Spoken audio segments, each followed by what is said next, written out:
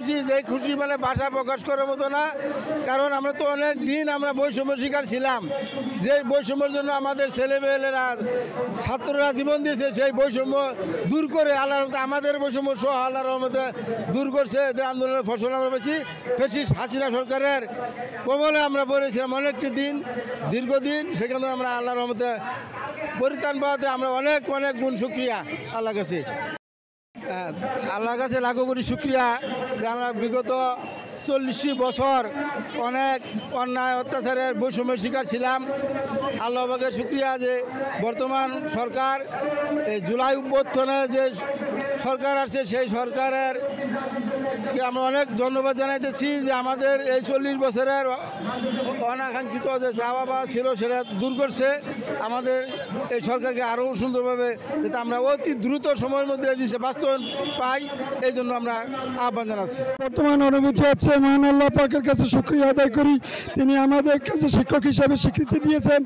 সমাজে শিক্ষক হিসাবে যে স্বীকৃতি পেয়েছি এবং প্রতিষ্ঠানে ফিরে গিয়ে এই জন্য আমরা এই দায়িত্ব পালন করতে পারি। আলহামদুলিল্লাহ, আলহামদুলিল্লাহ, সমস্ত প্রশংসা সেই মহান আল্লাহ তাআলার জন্য, যিনি আমাদেরকে আজকে এই আমাদের যে আন্দোলনের সুফল, আমাদের যে এই 40 বছরের যে আমাদের অবসান, আমরা যে সরকারের প্রতি যে এতদিন যে দাবি দাওয়া করে আসছিলাম, সেই দাবি দাওয়া আজকে আমাদের যে মেনে নিল, যে দাবি দাওয়া মেনে নিয়েছে, আমাদেরকে আশ্বাস দিয়েছে, আমাদেরকে লিখিত দিয়েছে, আমাদেরকে বলছে যে আপনাদেরকে এমপিওভুক্তিকরণ করা হলো এবং 2025 সালের মধ্যে আপনাদেরকে প্রাইমারি ন্যায় জাতীয়করণ করা হবে। আমরা এর জন্য মহান আল্লাহ তাআলার কাছে শুকরিয়া আদায় করছি এবং আমরা এই মহামান্য আমাদের যে শিক্ষা উপদেষ্টা, আমাদের যে প্রধান উপদেষ্টা, আমাদের যে সরকার বাহাদুর, আমরা তাদের কাছে আমরা কৃতজ্ঞতা প্রকাশ করতেছি।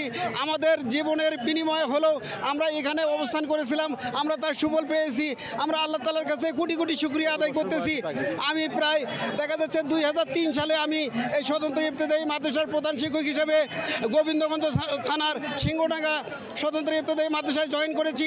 এতদিন যাবৎ আমি যে চাকরি করেছি, আমি কোনোদিন একটি টাকাও কোনোদিন পাইনি। এক সময় আমরা ঈদের সময় 5000 টাকা করে অনুদান পাচ্ছিলাম, এখন সেটাও আমাদের বন্ধ হয়ে গিয়েছিল। এমন তো অবস্থায় আমাদের সংসার চালানো খুবই কঠিন হয়ে পড়েছিল।